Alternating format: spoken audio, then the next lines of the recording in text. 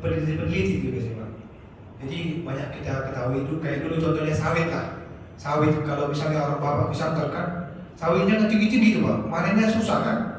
Jadi dilakukan penelitian-penelitian perkawinan itu biasanya Pak. Kalau misalnya kalau bahasa ilmiahnya pemuliaan, mengkawinkan misalnya ada pohon yang tinggi yang pendek dia dikawinkan dengan yang buahnya besar. Kira-kira gitu loh Pak. Jadi contohnya tadi pokat umumnya kayak misalnya di sini kan Pak, tinggi-tinggi pohonnya kan.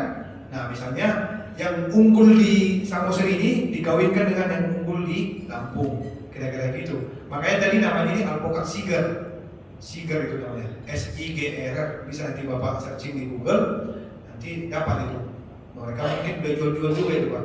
Jadi dikawinkan dengan dia. Mungkin ada dulu secara kayunya dia tumbuh tinggi Pak. Dikawinkan dengan yang buahnya besar. Ya kan? Ada juga buah besar tapi asam misalnya kan, dikawinkan dengan buahnya yang manis. Jadi itu Pak, apalah rekayasa itu Pak. Kalau misalnya Bapak kalau di sawit kayak di Maria gitu Pak, jual bibit kan, ada dia bibit yang besar dia tapi buahnya kecil. Ada dia yang buahnya tinggi, buahnya sedang, gitu Pak. Jadi dikawin-kawinkan dia. Ada juga itu kalau karet, klon, ya kan? Paling itu kan Pak, ada IRR, ada apa lagi? Siramos, ya kan? Itu perkawinan itu Pak. Jadi makanya dia muncul. Jadi biasanya sekarang tren permintaan konsumen gimana supaya gampang dipanen, buahnya besar. Kira-kira itu kan Bapak Ibu kan? Nah disitulah bermain teknologi Pak.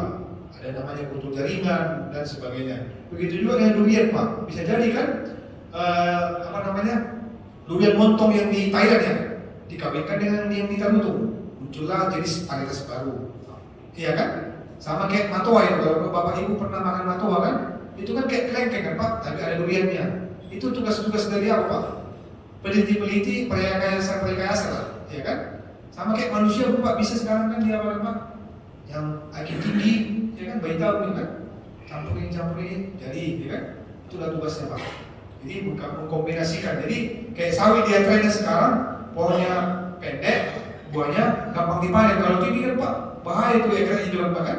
Nah, kira-kira gitu lah Pak. Jadi kalau misalnya dia durian, dia lebih ke Balai Penelitian Hortikultura kayak misalnya Kementerian Pertanian Pak. Jadi kalau Bapak Ibu pengen belajar gini, kelompok taninya menyuratin Pak, menyuratin lembaga yang benar-benar fokus ke situ. Kalau misalnya pertanian kayaknya ada fokus melon, fokus kopi, nah disuratin Pak. Tolonglah dulu ketua buatkan dulu surat kita supaya kita dikasih dulu bimbingan teknis di mana supaya bisa mendapatkan pokat yang besar buahnya yang 700 gram atau 1 kilo dia 1 biji, tapi pohonnya pendek supaya gampang dipanen. Nah, disuratin aja Pak. Nanti contoh lah kalau nggak mampu ketuanya, minta tolong ke dinas pertanian setempat, diundang dari Lampung sana kan, bisa kan Pak? Nanti orang dinas pertanian yang bayar apanya, jasanya lah, orang Bapak dapat apanya. Jadi sekarang udah gampang Pak. Jadi sebenarnya kelompok itu harus apa? Ibaratnya kalau misalnya, kalau saya Pak, kebetulan pernah aktif di panitia pembangunan suatu rumah ibadah, yang penting kusebarkan aja proposalnya Pak. Ya kan? Contoh di kelompok tani kan, mau buat KBR nih, sebarkan ke sana, kayak mancing Pak. Dapat gol lumayan kan? Kira-kira gitu lah Pak. Jadi di KBR contohnya tadi BPDAS hanya mampu misalnya kasih bibit 1 juta, nah yang lain dimanfaatkan.